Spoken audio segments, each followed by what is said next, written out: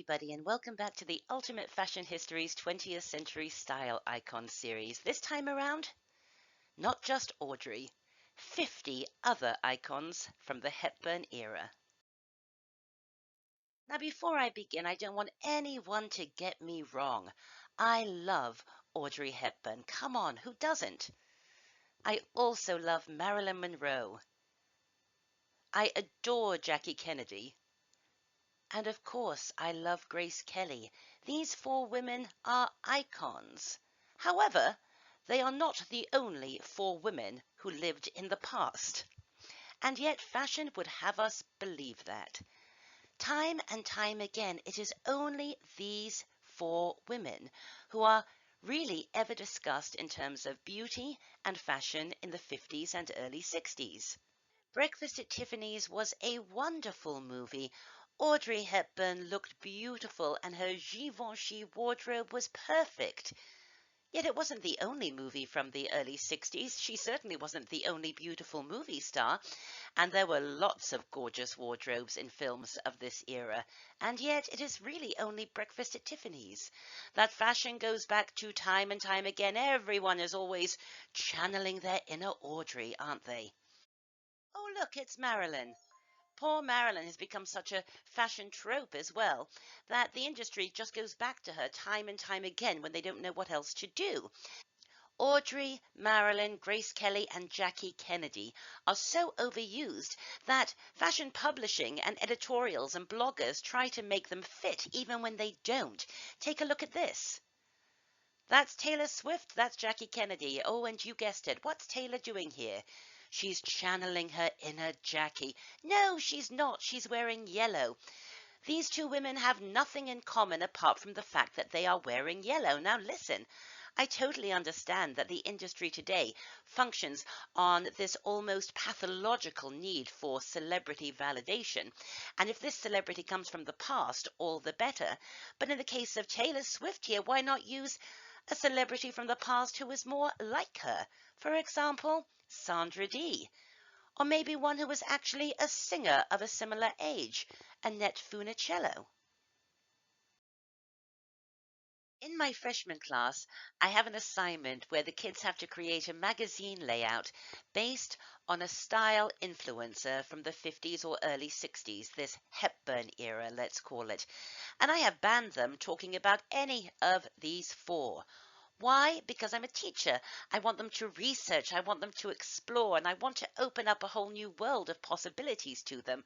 But also, I'm a teacher and I don't want to grade 50 papers on Audrey Hepburn every semester. But also I think it's unfair to ask them to do something marvelous and original when they've only ever been exposed to these four people. It's sort of like asking them to paint a masterpiece using only four colors, or compose a symphony using only four notes. So just to give everyone a few more options, I've compiled a list of 50 style icons from the Hepburn era. I chose women who had either peaked during this era, who had made such a tremendous comeback in this era that they became style icons anew, and there's some people who would go on to become much bigger stars in the 60s and beyond, but who we first met in the 50s or very early 60s. I think it's a pretty good list. I hope I haven't forgotten your favorite. I'm sure I've forgotten a couple of mine, but I think it goes to remind us all that there was more to this era than just those four beautiful ladies, and that not everyone who was a style icon was a Caucasian in couture. In alphabetical order, here they come.